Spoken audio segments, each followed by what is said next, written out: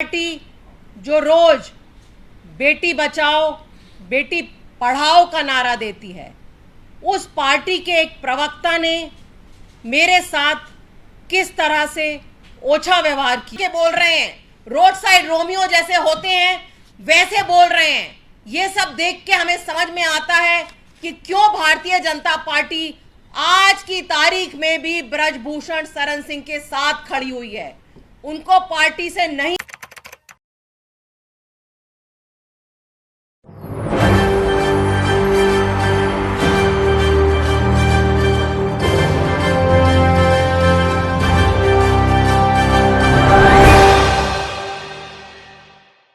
Channel पर मैंने एक महत्वपूर्ण मुद्दे पर डिबेट ज्वाइन किया। भारतीय जनता पार्टी की तरफ से उनके राष्ट्रीय प्रवक्ता और अपने आप को सुप्रीम कोर्ट का वरिष्ठ वकील बताने वाले गौरव भाटिया ने भी वो डिबेट ज्वाइन किया। एक गंभीर मुद्दे पर बहस चल रही थी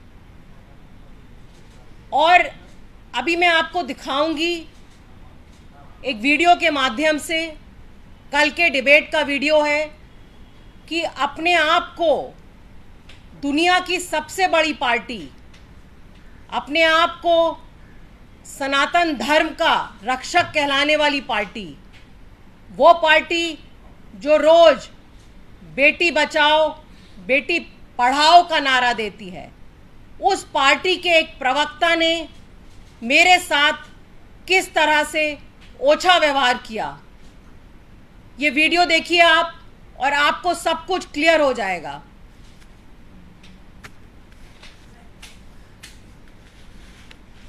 फिर जब मैं इनको छेड़ा मैं सबको तो बोल रहा हूं लास्ट टाइम देखिए अब इसमें 30 सेकंड वेट करें ना, वो बढ़ जाएगा। देखिए इसमें 30 सेकंड वेट करें। गौरव जी भैया डॉक्टर की बात कंप्लीट बुलाओ। मैं साथ खुला बारी नोट लूंगा। हां बोलिए रीना जी आ रहा हूं।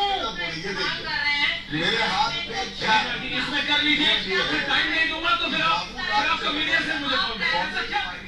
ज्वाइन करता है कौन आपकी उपस्थिति। हां व्हाटएवर अलाउ यू। नाथूराम हां whatever allow you Meena Gupta. तो खमैया हां डोंट अलाउ यू। बताएं खमैया में कैसे हिस्सेदार के लोग लेते हैं। आप किस तरह के शब्द करने वाले नहीं हमरा। आप ही ने नाथूराम बोर्ड से उठाया ना। नहीं कोई किसी को नहीं छेड़ा। आप कैसी बात कर रही हैं? Yes, you should, but I'm saying please. I'm coming to you and then you. ये इनके संस्कार हैं, ये इनके संस्कार हैं कि महिलाओं को छेड़ेंगे। नहीं छेड़ सकते। मोदी जी के लिए क्या बोल रहा है आपके अरविंद केजरीवाल। जैसा आपने देखा कि बलात्कारी जनता पार्टी या बोले ब्रिजभूषण जनता पार्टी खुलेआम पूरे देश के सामने लाइव टीवी पर कह रही है मैं इनको छेड़ूंगा। क्या भाजपा के यही संस्कार हैं कि महिलाओं को छेड़ो? इस तरह के लोग यही लोग हैं जो आने वाले दिनों में ब्रजभूषण शरण सिंह बनते हैं। यही लोग हैं जो कुलदीप सेंगर बनते हैं। यही लोग हैं जो बलात्कारियों को संस्कारी बोलते हैं। यही लोग हैं जो बलात्कारियों के समर्थन में रैली निकालते हैं। किस तरह से इन्होंने लाइव टीवी पर ऐसा बोलने की हिम्मत करी, एक नेशनल पार्टी के राष्ट्रीय प्रवक्ता को ऐसा बोलने की हिम्मत करी, तो आप सोचिए आम जिंदगी में आम महिला के साथ किस तरह का ये लोग व्यवहार करते होंगे। और ये कोई नई बात नहीं है।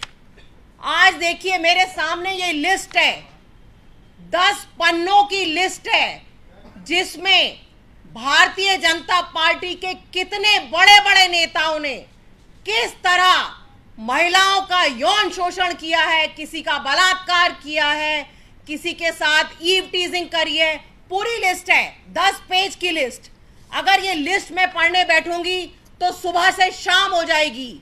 आपको याद होगा सेंगर का केस, अंकिता भंडारी का केस, उन्नाव का केस, कठुआ का केस, कितने ऐसे केस हैं।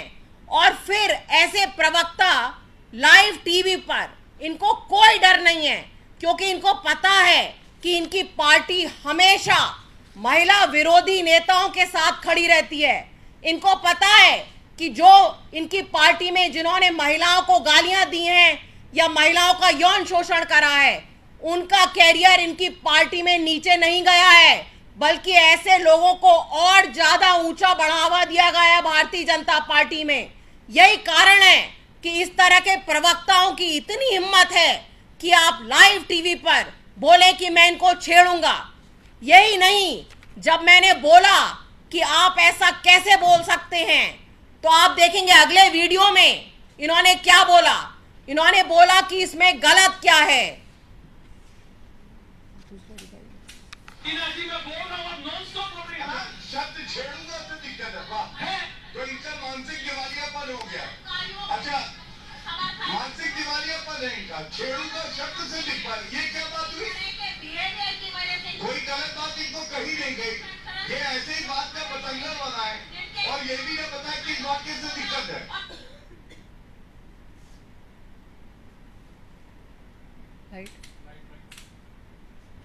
खुद अपने आप को सीनियर एडवोकेट कहने वाले प्रवक्ता, उनको पता होना चाहिए कि कानूनी रूप से छेड़छाड़ करना अपराध है। कल जो इन्होंने मेरे साथ व्यवहार किया, उसमें सीधे सीधे आईपीसी का 354, 509 और 503 का केस बनता है। लेकिन गौरव भाटिया ने अपने शब्द वापस नहीं लिए। माफी मांगने की तो कोई एक्सपेक्टेशन करता ही नहीं है ऐसी बलात्कारी पार्टी से। उसकी बजाय और अपना सीना तान के बोल रहे हैं, रोड साइड रोमियो जैसे होते हैं वैसे बोल रहे हैं। ये सब देख के हमें समझ में आता है कि क्यों भारतीय जनता पार्टी आज की तारीख में भी ब्रजभूषण शरण सिंह के साथ खड़ी हुई है। उनको पार्टी से नहीं निकाला, उनको उनके पद से नहीं हटाया भारतीय जनता पार्टी में। और शायद गौरव भाटिया भी यही सोच रहे हैं, बाकी सारे इनके कार्यकर्ता प्रवक्ता सब यही सोचते होंगे, महिलाओं को गालियां दो, महिलाओं का यौन शोषण करो, हमें और वाहवाही मिलेगी, शायद हमें कोई और ऊंचा पद मिल जाए, शायद हमें राज्यसभा में भेज दिया जाए, शायद हमें कहीं और का चेयरमैन बना दिया जाए। और अब ऐसे जब इंसिडेंट होते हैं तो बाकी सारे लोग, चाहे स्मृति ईरानी हो, चाहे मीनाक्षी लेखी हो, कोई कुछ नहीं बोलेगा, सबके मुंह में दही जम जाएगा। कल ये लोग सनातन धर्म की बात कर रहे थे। ये है इनका धर्म कि जन्माष्टमी वाले दिन आप एक महिला को छेड़ने की बात कर रहे हैं। इस तरह के अधर्मी लोगों का देश में और देश की राजनीति में कोई जगह नहीं है।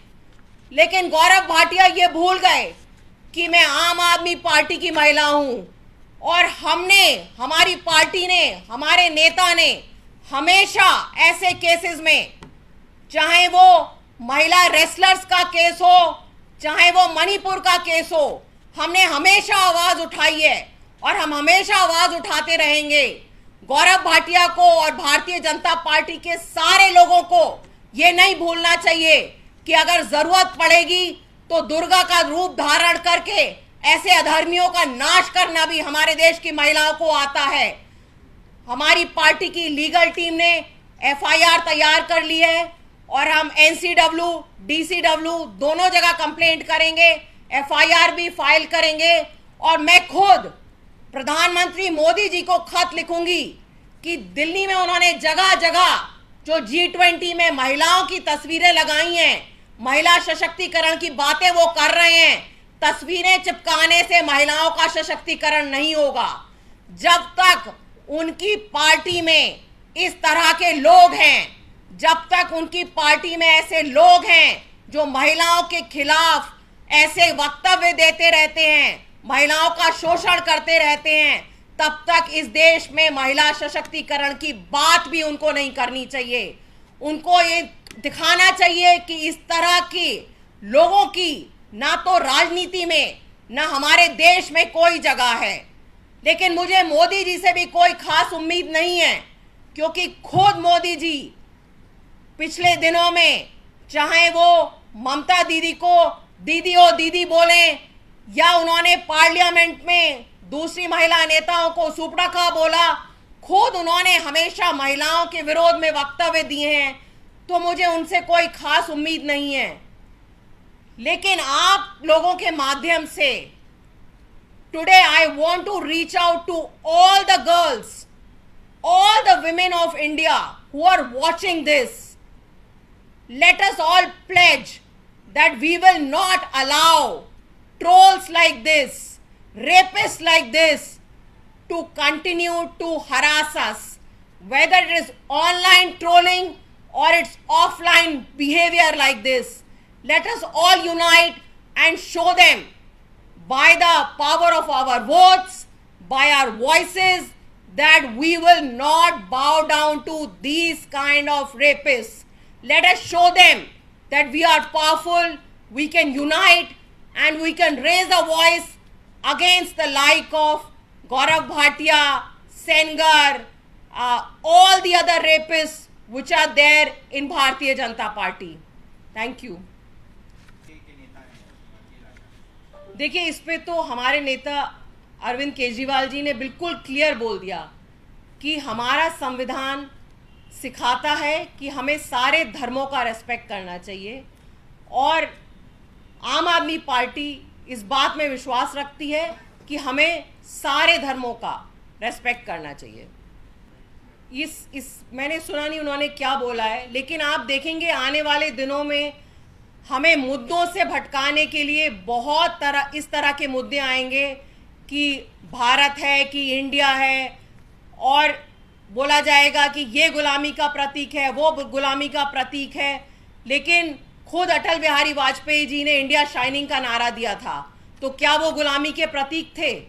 और ये असली मुद्दों से भटकाने वाली भारतीय जनता पार्टी की राजनीति इस समय चल रही है, क्योंकि इनके पास पिछले 9 साल में कुछ दिखाने के लिए नहीं है, और इंडिया गठबंधन से डरे हुए हैं, बौखलाए हुए हैं। इसलिए आने वाले दिनों में इस तरह के उल जुलूल वक्तव्य आते रहेंगे, पर इंडिया गठबंधन मजबूत है। हमें पता है कि हम लोग इकट्ठे हैं और मिलके चुनाव लड़ेंगे।